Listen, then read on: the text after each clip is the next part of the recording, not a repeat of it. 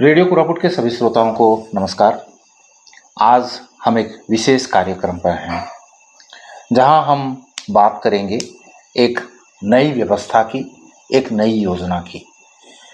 तो किन के साथ हम बात करेंगे, किसके साथ बात कर रहे हैं, वो भुवनेश्वर से आए हुए हैं कोरापुट को, इसीलिए हम उनसे बात कर रहे हैं और जानना चाहेंगे कि ये जो कार्यक्रम है, ये जो प्रोग्राम है, ये जो प्रोसेस है, ये क्या है।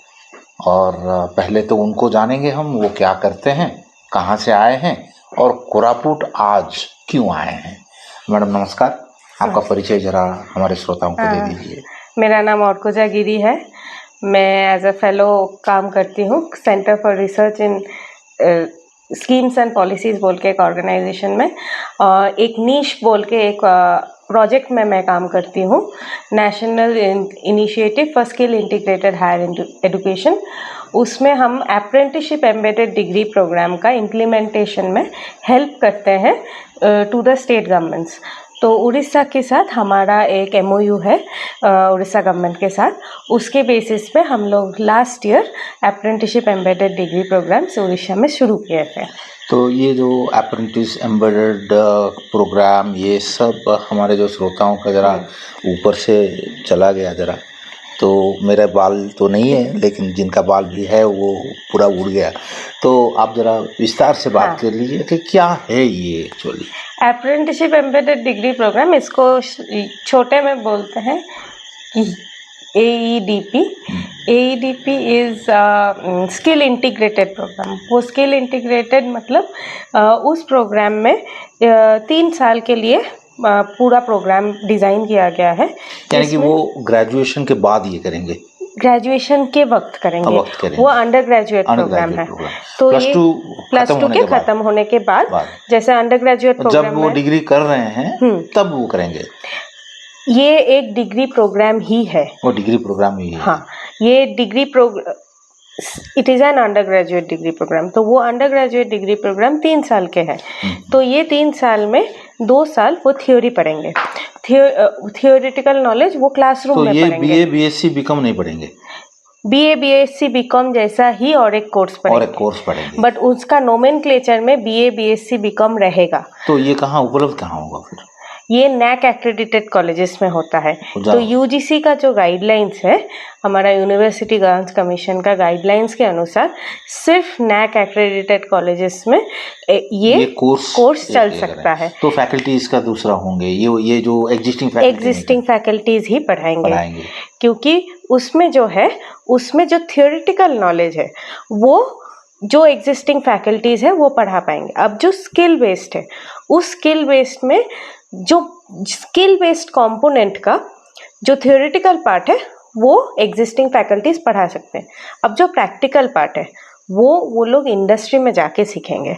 सो वो जो 3rd ईयर में उन लोग अप्रेंटिस बन के एक अप्रेंटिसशिप पे जाएंगे, जहाँ पे वो किसी ऑर्गेनाइजेशन और इंस्टीट्यूशन में काम करेंगे। इंजीनियरिंग कॉलेज में जाते हैं और वो बहुत हाँ, वो इस AEDP में ये पूरा चीज़ बहुत स्ट्रक्चर्ड होता है।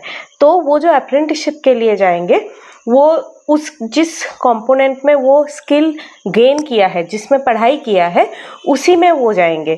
तो सपोज अगर कॉमर्स में वो BFSI में पढ़ रहा है, AEDP कोर्स में एनरोल किया है कोई बच्चा, तो वो बाद में जाके 3rd ईयर में जाके वो किसी बैंक में या इंश्योरेंस कंपनी में जाके वो अप्रेंटिसशिप करेंगे। तो जब वो अप्रेंटिसशिप करने वहाँ जाएगा, वो अकॉर्डिंग टू UGC गाइडलाइंस वहाँ पे उन लोगों को एक अप्रेंटिसशिप प्लान दिया जाएगा। अप्रेंटिसशिप प्लान में पूरा स्पेसिफिकली लिखा जाएगा कि वो कितने दिन के लिए काम करेंगे, कौन से डिपार्टमेंट में काम करेंगे, क्या क्या काम करेंगे और उस काम का आउटकम क्या होगा।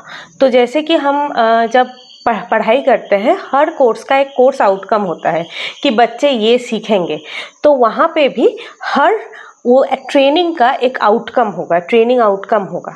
उसके बाद बच्चे वापस आएंगे कॉलेज में आके। तो ये एक आम जो स्टूडेंट है वो जाके अप्रेंटिस कहाँ ढूंढेगा फिर? वो खुद नहीं ढूंढेंगे।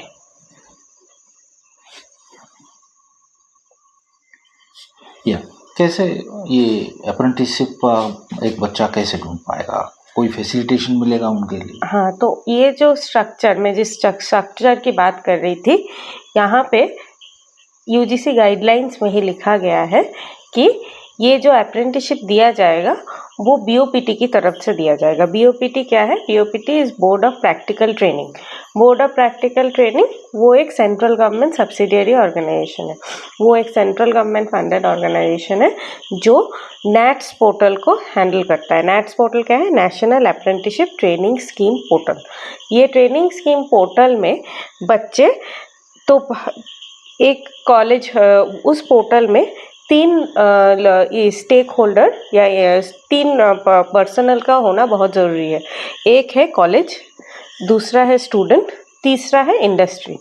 तो पहले वो कॉलेज उसमें रजिस्टर करेगा, जहाँ पे ये एडीपी प्रोग्राम चल रहा है, शुरू हो रहा है, वो रजिस्टर किया। फिर उसके बाद उसका जो स्टूडेंट्स है वो उसमें रजिस्टर करेंगे। जो जो एडीपी में एडमिशन लिए हैं वो लोग वहाँ पे रजिस्टर करेंगे। तो ये जो एडमिशन क्या एंट्रेंस वगैरह होता है या जो कोई भी थ्रू सैम्स पोर्टल होता है? इन उड़ीसा वो पूरी सैम्स पोर्टल के अंदर से ही होता है। एक +2 खत्म किया, हाँ, तो वो बीए करेगा या बीएससी करेगा या बीकॉम करेगा, तभी ये सिलेक्शन खुद का खुद करेगा या कोई एंट्रेंस वगैरह है जो? नहीं, वो खुद ब खुद करेगा। तो जब वो +2 का एग्जाम के बाद CA form, common admission form खुलता है सैम्स पोर्टल में, उसमें बच्चे अपना पूरा डिटेल्स, अपना प्रेफरेंस सब कुछ डालते हैं।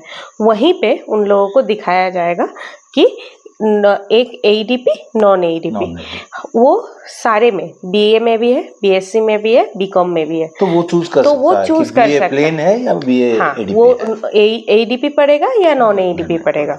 तो वो पहले से ही वो चूज कर लेगा कि वो कौन सा पढ़ना चाहता है। तो यहीं से उसका एडमिशन प्रोसेस शुरू हो जाएगा। जब फिर उसको जहाँ से, उसके बाद उसको एक कॉलेज लिस्ट आएगा कि अच्छा, अगर मैं एडीपी चूज़ की हूँ क्योंकि एडीपी सब जगह नहीं चल रहा है, तो एडीपी चूज़ की हूँ, तो उसका एक कॉलेज लिस्ट आएगा। उस कॉलेज लिस्ट में से वो चूज़ कर पाएगा कि अच्छा, मैं ये कॉलेज में पढ़ूंगा, ये कॉलेज में पढ़ूंगा। तो जब एडमिशन लिस्ट निकलता है, फर्स्ट फेज, सेकेंड फेज ऐसा करके, तो वहाँ पे उसको वो कॉलेजेस का ये मिल जाएगा। तो ये सेल्फ फंडेड कोर्सेस है या फिर स्कॉलरशिप कुछ मिलता है? नहीं, ये पूरी जैसे normal BA, BSc, BCom courses चलते हैं, सेम फीस स्ट्रक्चर है इसका। तो जो सपोज एक ऑटोनोमस कॉलेज पकड़ लीजिए, उसका जो भी fees structure BA, BSc, BCom में है, same fees structure ADP, BA, BSc, BCom में भी है। नहीं, अभी तो उड़ीसा सरकार ने कहा है कि पूरा पीजी तक फ्री है। हाँ, तो ये भी उसी में आ जाएगा।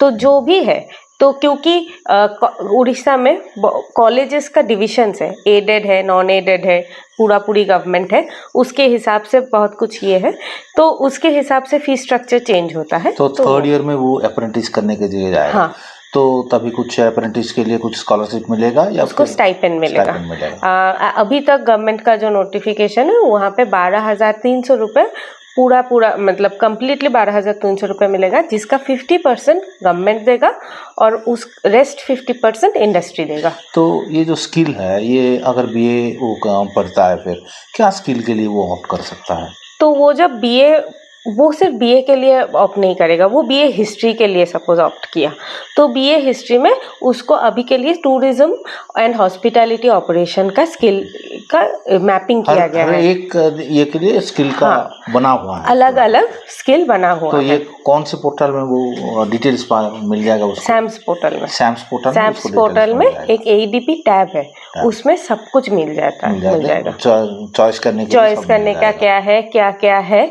ऑल्सो वो जब कॉमन एडमिशन फॉर्म जब फिलअप करते हैं, वहाँ पे अलग से और एडिशनल इंफॉर्मेशन भी दिया जाता है। तो ये जो एडीपी के बाद जब वो बीए एडीपी होके निकलेगा, फिर तो इंडस्ट्री इसे कैसे देखेगा? देखिए, जब वो पूरा पास आउट कर जाएगा, वो जो थर्ड ईयर में वो अप्रेंटिसशिप के लिए गया, ये एक ऑन जॉब ट्रेनिंग है। तो ये ऑन जॉब ट्रेनिंग में जब वो जा रहा है, तब उसको स्किल मिल रहा है, उसको एक स्किल सर्टिफिकेट, ऑल्सो एक वर्क एक्सपीरियंस सर्टिफिकेट इंडस्ट्री से मिलेगा।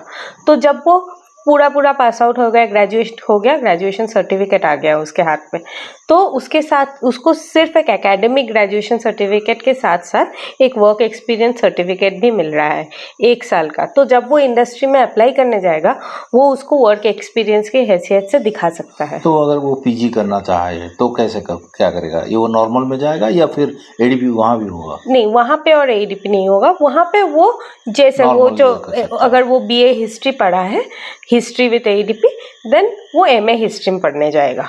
वो अगर ओएस आईएएस देना चाहे तो वो ये दे सकता हाँ, है? वो दे सकता है, दे सकता है, उसमें कोई दिक्कत नहीं है। दिक्कत नहीं है। नहीं है। तो ये जो पूरा का पूरा जो ये है, तो फिर इंडस्ट्री इसको फुल्ली सपोर्ट कर रहा है? हाँ, इंडस्ट्री एज ए इसको स्टेक होल्डर फुल्ली सपोर्ट कर रहा है, क्योंकि जब करिकुलम बनाया जाता है तब इंडस्ट्री को बुलाया जाता है कि इंडस्ट्री आके बोलता है कि अच्छा ये स्किल अभी इस एरिया में, इस मार्केट में अभी ये स्किल रेलिवेंट है, तो उसी के हिसाब से करिकुलम बनाया तो जाता है। नैक एक्रेडिटेड कॉलेजेस यानी कि जो हो चुके हैं, हाँ, जो होने वाले हैं उसके नहीं है? नहीं, जब वो हो जाएंगे, जब उनको एक तभी नैक वो वैलिड करेंगे। नैक ग्रेड मिल जाएगा तब। तो स्टेट में वो कितने सारे कॉलेजेस का अभी एट दिस मोमेंट 81 कॉलेजेस में ये एडीपी प्रोग्राम चल रहा है। तो कोरापुट और ग्रेटर कोरापुट में कोई कॉलेज नहीं है अभी। अनडिवाइडेड कोरापुट डिस्ट्रिक्ट में 3 कॉलेजेस है, Rayagada autonomous college, Rayagada women's college and Gunupur college. तो विक्रमदेव भी नहीं है, एक्रेडिटेड नहीं है? नहीं, विक्रमदेव एक्रेडिटेड नहीं है। तो ये जब हो जाएंगे तभी ये खुलेगा। हाँ। फिर तो हम ये कोशिश करेंगे, ये ख्वाहिश रखेंगे, ये रिक्वेस्ट भी करेंगे कि कॉलेजेस को कि नैक के लिए तैयार हो जाएं। कोरापुट डीएवी कॉलेज भी नैक के लिए तैयार हो रहे थे, तो हम ये आशा रखते हैं कि हर कॉलेज नैक एक्रेडिटेड हो जाए। और ये जो एक सुंदर व्यवस्था है कि पढ़ते पढ़ते कुछ सीख जाओ और सीखने के बाद सिखा भी लो, अपना ज़िंदगी खुद बना लो। तो ये जो नेक एक प्रोसेस बना हुआ है, इसी के लिए हम आभार हैं। और आप आए हैं कोरापुट, हम एक उम्मीद की जो ज्योति है वो तो जग गई कि कॉलेजेस अभी सोचने लगेंगे कि कैसे नैक कैसे एक्रेडिटेशन हो जाए। तो इस तरफ की जो यात्रा है, ये यात्रा सुगम हो और कोरापुट के लिए लाभवान हो। फिर से आपको कृतज्ञता ज्ञापन करते हुए आपके पास हम कृतज्ञ हैं। और रेडियो कोरापुट के सभी श्रोताओं से हम ये उम्मीद करते हैं कि इसके हिसाब से आप लोग भी ये पोर्टल में जाएं और जो जो आपके इर्द गिर्द भी जो बच्चे हैं, जो स्टूडेंट्स हैं, उनके पास ये मैसेज भी भेजना है। एक बच्चा भी अगर इससे लाभ ले लेता है तो आपका पुण्य बहुत गुना बढ़ जाता है। तो पुण्य कमाइए, दूसरों को बताइए। थैंक यू, नमस्कार।